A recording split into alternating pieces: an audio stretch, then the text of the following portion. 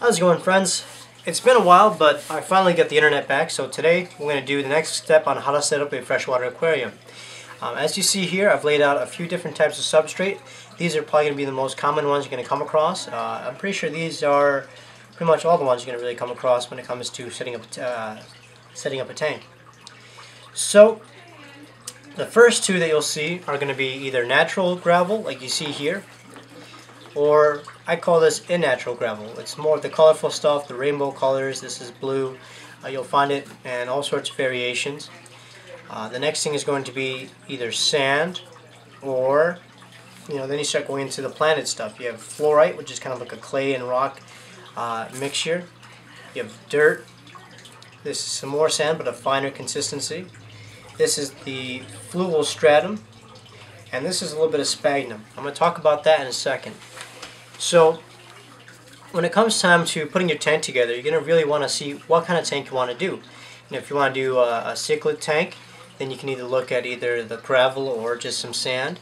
If you want to do a planted tank, you're going to want to make sure that the plants have a healthy root system, and with that, you're going to look at either dirt or the fluval stratum or even the fluorite here. Now, what's nice about the natural stuff is that it comes in different consistencies, so it should make it easier to blend stuff in, but what's not good about it is that it doesn't have a lot of nutrition as far as plants go. And one thing I really want to just kind of avoid out of here right now is going to be this colorful stuff, because not only it's painted with non-toxic stuff, but to be honest with you, it's doing more harm to your tank than good, because all of this colorful gravel and fluorescent escapes, you can have them if that's your thing, but honestly I find that they distract more from the actual life in the tank than all this stuff. You're going to be looking at this rather than your fish, and you don't want to have to do that, because what's the point of a fish tank? So we're going to get rid of that and talk about these guys right here. If you're doing, let's say, a planted tank, you do have a couple choices. Back in the day, the main substrate you would really want to get is either dirt or fluorite.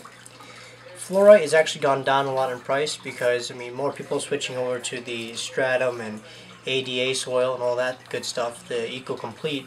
And what that really is that it's this stuff that's been refined down into more of a commercial product. It comes ready, doesn't leach as much organics into the water column, and it says it cycles your tank and stuff instantly. So it does have that benefit, but that's not to say that these guys aren't still really potent and really good for your tank.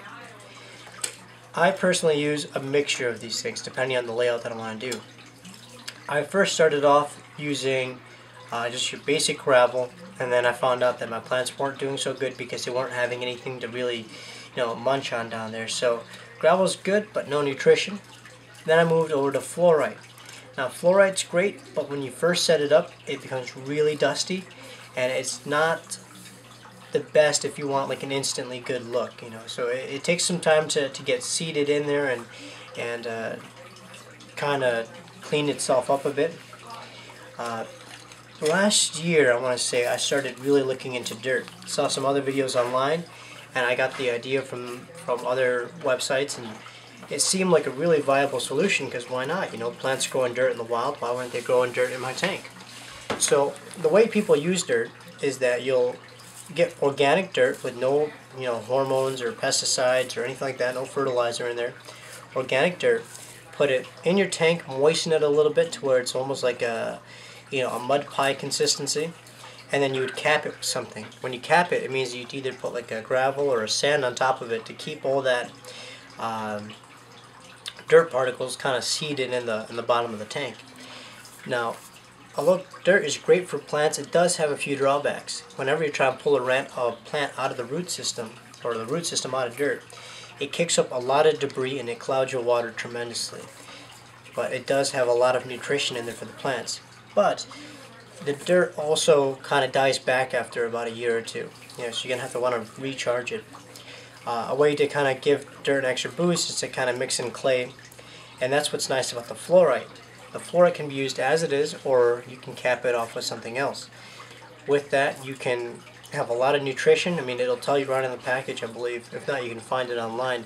All the nutritional value to this: magnesium, nitrogen, phosphorus, a lot of clay and chelated minerals in there. So that's great, because then you know for sure that you're getting a good product.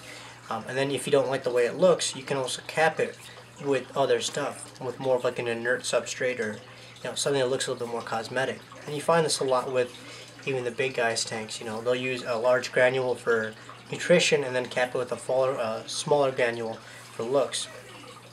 Fluval stratum is one of the newest things in the market. It seems to have followed the ADA trend, where you have a lot of these little pellets, and they're packed full of nutrition and they're refined, so you have all the benefits of these things, but it's a lot cleaner, a lot easier to use. But again, it is going to be more expensive than the older, more common substrates. Sand is nice, and you can make it look really nice, especially for the tank layout that you're trying to do. But the problem with sand is if you go too deep, it compacts pretty well, so it might suffocate your plants, or even worse, become anaerobic, in which you don't have as much oxygen, or you get like stagnant spots underneath. And then in most cases you'll find like you'll get cyanogreen bacteria, or just brown algae, brown diatoms. It's just from the silicate that the sand has. When you're using dirt, it may come into the same problems. You really want to kind of mix your dirt with a little bit of gravel just to kind of break it up, or even better, if you use this sphagnum moss, it'll help separate it and still retain a lot of nutrition and moisture. So it's really simple to put a tank together. You do have a couple of choices out there. You can go with some of the classic stuff, or some of the new stuff, or even just kind of blend them all together for whatever it is that you're trying to do, looks or efficiency. But keep in mind that each single one of these have their own drawbacks. This is more expensive. It's light, so it won't hold the plant down as heavy. This will hold the plant down really well. It's got a lot of nutrients, but at the same time, it starts off really dusty.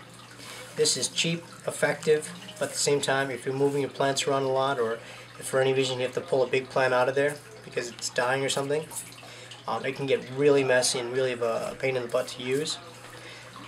If you're going with just basic gravel, again, it's more for looks, but at the same time, it doesn't have any real nutrition to it for the plant's sake. Sand is nice. You can either buy the natural stuff from the pet shops, or you can buy like pool sand.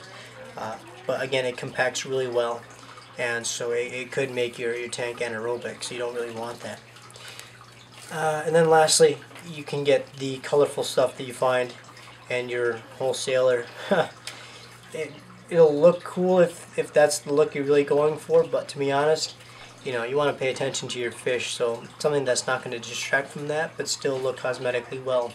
It's going to be something that I think you should look for. So the next thing you want to look at is, how do you scape a tank? What are some of the principles that we follow here? When it comes to scaping a tank, it's kind of like the same rules of photography. You really want to do rules of thirds. So when you're planting it, you can work with the scape and give the flow, or give your tank a nice flow, and really make it work to your benefit. One easy thing that you can do to make a tank look really well is sloping. And let's say that this is the face of your tank, right? Well, you're going to look at it from this way, and if you have all the substrate, move this aside right here. If you have all the substrate level, right, you're just going to see through and through to the tank. So you'll look at the background, and it's just going to be like your fish are swimming, between posts.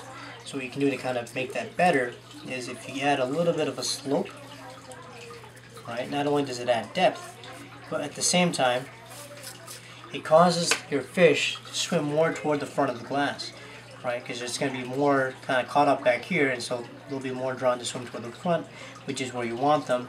And at the same time, the slope kind of angle your plants toward you, and just work toward your looking benefit.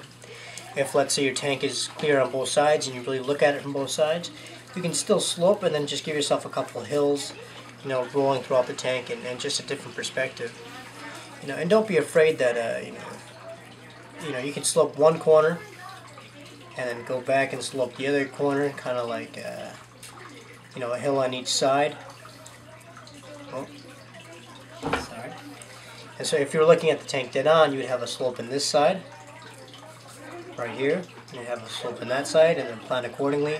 or even run a small different type of substrate through the middle to kind of give you like a pathway working its way between the plants. So sloping is pretty much one of the most easiest, effective ways to make your tank look nicer. If you can play around with the different substrates and the different consistencies, you can really mimic more natural landscapes. You know, big rocks, little rocks, finer rocks, sand. You know, or like I said, play around with it and look, you know, around your house, in your parks, your rivers, streams, and see how rocks and stuff are laid out naturally. You know, what are their order? It's more of a chaotic control, but it's really simple to mimic, and with just a few, you know, easy, simple techniques, just like sloping, like I said, it really makes the dynamic of the tank that much more powerful. And then when you start looking to escaping with plants, again, you use it all and you grow the plants to work to your benefit.